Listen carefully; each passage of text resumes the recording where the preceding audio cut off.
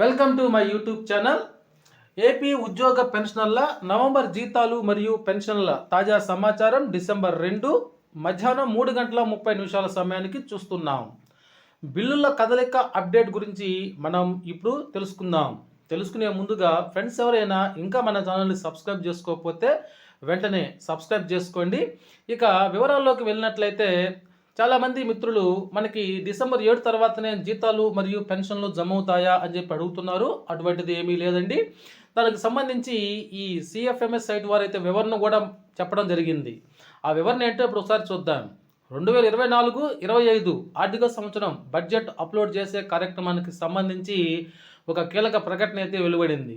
December 1, 2024 నుంచి December 7, 2024 వరకు CFMS సైట్లో బడ్జెట్ లొకేషన్ మాడ్యూల్స్ బిఎల్ఎం అంటే బడ్జెట్ లొకేషన్ మాడ్యూల్స్ మరియు బడ్జెట్ సేవలు అనేవి అందుబాటులో ఉండవు.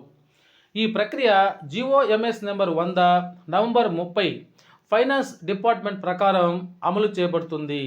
అయితే దీనికి సంబంధించి ఆర్థికపరమైనటువంటి ప్రభావం ఏమన్నా ఉంటుందా అని చూసినట్లయితే బడ్జెట్ సేవల నిలిపివేత కారణంగా ఈ బిఎల్ఎం మరియు బడ్జెట్ సేవలకు సంబంధించి ప్రాసెసింగ్ చేయబడదు.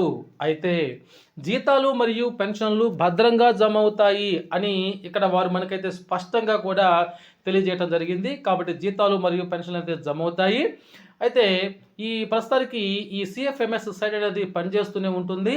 ఈ సమయంలో కూడా పేమెంట్ స్టేటస్ను పరిశీలించడానికి ఎటువంటి ఇబ్బంది ఉండదు. అదేవిధంగా పెండింగ్ క్లియరెన్స్ కనుక ఏదైనా ఉన్నట్లయితే అది కూడా డిసెంబర్ 7 తర్వాత వేగంగా పూర్తి చేస్తారని కూడా ప్రభుత్వం అయితే పేర్కొనడం జరిగింది. ఇక బిల్లుల పేమెంట్ పెండింగ్ స్టేటస్ కనుక పరిశీలించినట్లయితే అవి మార్నింగ్ నుంచి ఎలా ఉన్న బిల్లులు అలాగే ఉన్నాయి. అనగా ఈక్యూబర్లు ఉండేటువంటి 1-2 బిల్లులు కాస్త అలాగే ఉన్నాయి.